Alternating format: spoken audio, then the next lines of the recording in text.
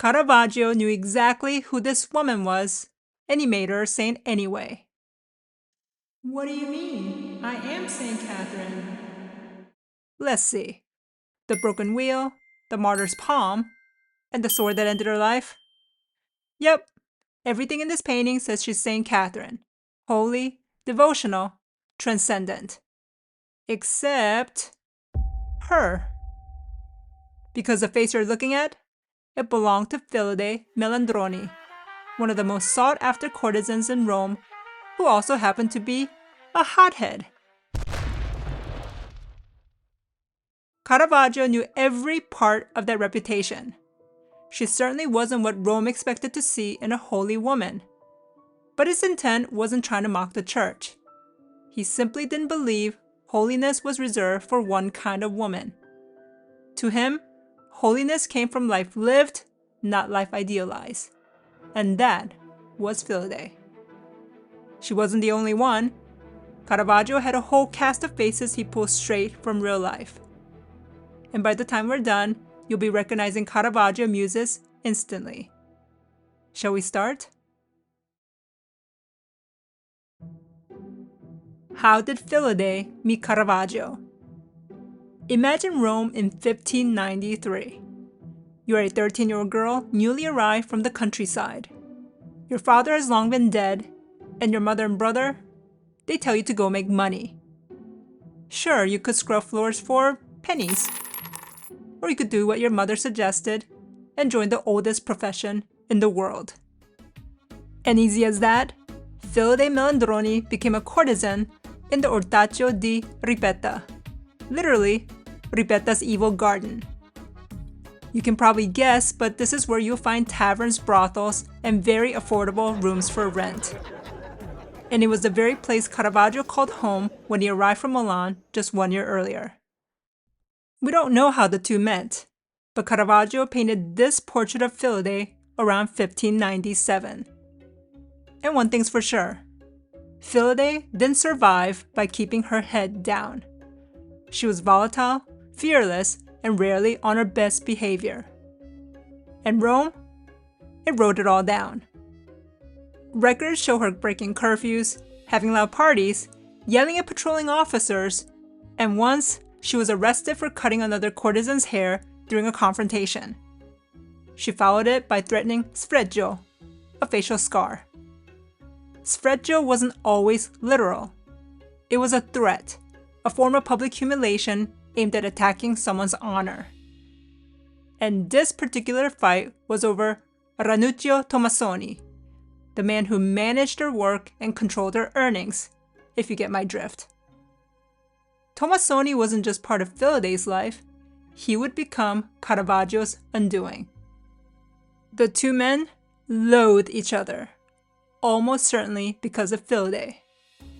The feud escalated for years, insults, brawls, formal complaints, until it ended in a duel. Tommasoni died from the wound, and Caravaggio, he became a fugitive. You see, in Rome, honor mattered more than honesty. Was that a slight on my accent? Did you call me a country bumpkin? Are you questioning my worth as a lover? People who broke every rule still cared desperately what others thought of them. Fillide understood that. She played it well. And Caravaggio lived by the same code of honor, which did not mix well with his temper or his talent for violence. So Caravaggio and Fillide, their meeting wasn't an accident. No, it was a collision. And now it's time for Who Was the Muse? Before Fillide, there was Mario Minetti, Caravaggio's Sicilian sidekick, model, and occasional co-conspirator. His soft round face appears frequently in Caravaggio's early works. Which of these paintings feature Mario? Hint, there are more than one.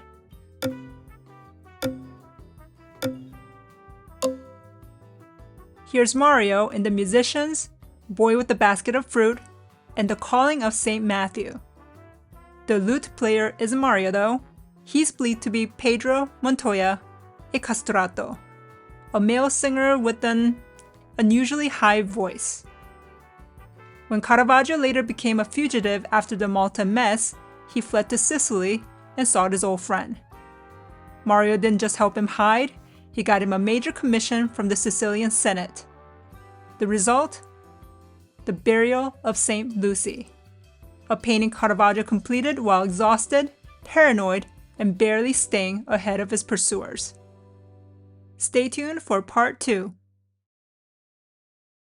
This is how St. Catherine is usually painted. She looks transported, eyes lifted toward heaven, bathed in light, and surrounded by angels. What's the big deal? And this is Caravaggio's Catherine, or Fillide unfiltered. Instead of looking up, she looks at us with a steady gaze. The spike wheel is more like a studio prop and not a threat of her torture. Nothing here feels exalted. If anything, she looks like she's seated in a dark, ordinary space that could have been Caravaggio's room. And look at her hand. Not the one caressing the sharp blade, but her left hand. You'll notice the damaged finger she had in real life. Instead of correcting it, he leaves it as is. Because Caravaggio wasn't interested in polishing Fillide into a saint. He wanted the saint to come from her. It wasn't the only time he painted her that way. In Martha and Mary Magdalene, Fillide is the Magdalene. Instantly recognizable, and yes, the same imperfect finger is there too. Now if you look closely at the entombment, she appears again. Not once, but twice, as the two Marys. At this point, you gotta admit, she was his go-to muse. Caravaggio didn't choose her because she looked like holiness. He cast her because the power of his paintings didn't come from holy distance. He brought the holy straight into his studio and put the divine on the face of a woman Rome tried to dismiss. Can you imagine what the church would have thought if they'd known who was the face of St. Catherine?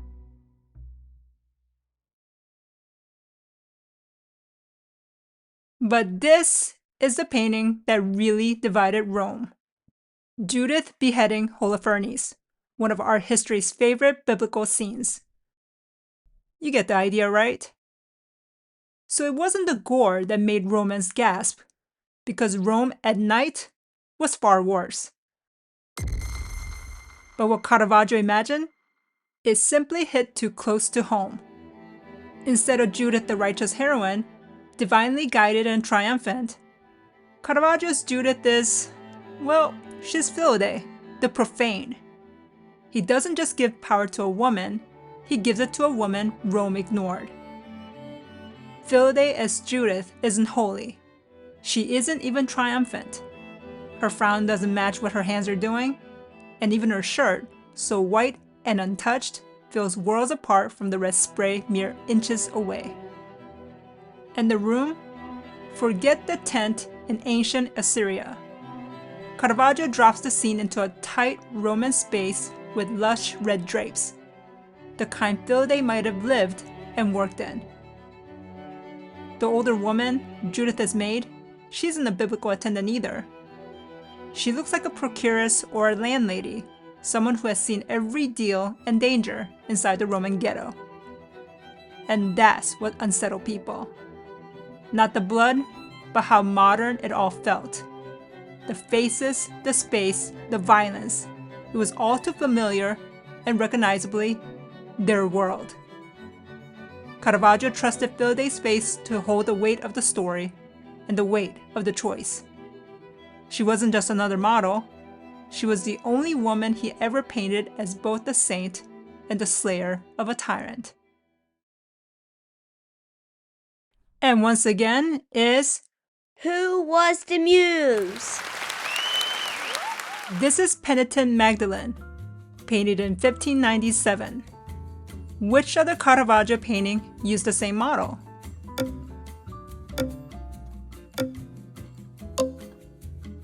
Anna Bianchini appears and rests on the flight into Egypt, and she was Martha in Martha and Mary Magdalene. She and Fillide were actually friends, Their families moved to Rome together from Siena, and she became a courtesan like Fillide. There's even a record of them getting arrested together for breaking curfew.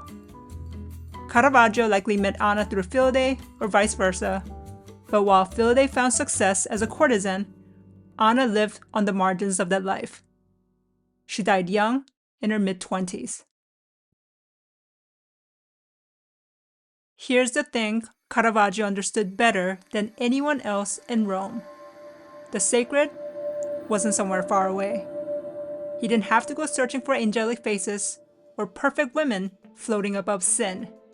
He just walked downstairs, looked to the streets, and found the people around him to tell the stories.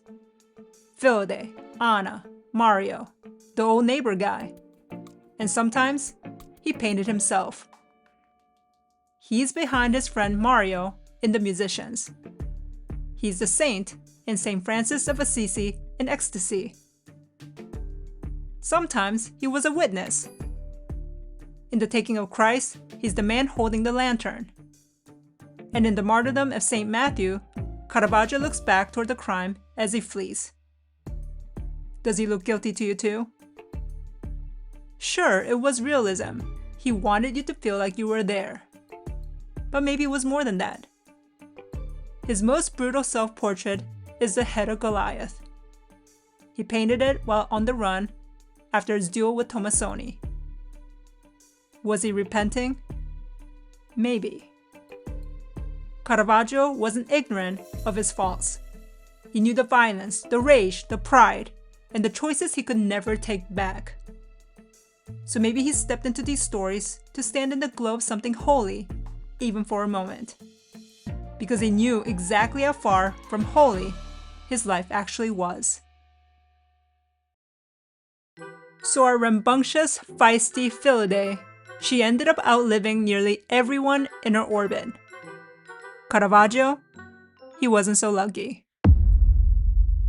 Still on the run after the death of Tomasoni, he died on a lonely beach in Tuscany, sick, desperate, and longing for a Rome he would never see again. But Fillide? Oh, she thrived. She married up to a nobleman, and information is scant here, but some say she ran a brothel, others say she helped courtesan women. Records show she died old by Roman standards, late 30s, which means she survived Rome. And she had amassed fine possessions in her life because she even left a will. In the will, there's a very specific instruction about a painting in her house, a portrait by the hand of Michelangelo da Caravaggio, to be restored and returned to its original owner, Giulio Strozzi. Caravaggio never painted another woman like her, not with that collision of sacred and profane that only she could hold. And 4 centuries later, you can still spot her across a gallery. Because once you've seen Fillide, you don't forget her. Thanks for stopping by, and see you next time.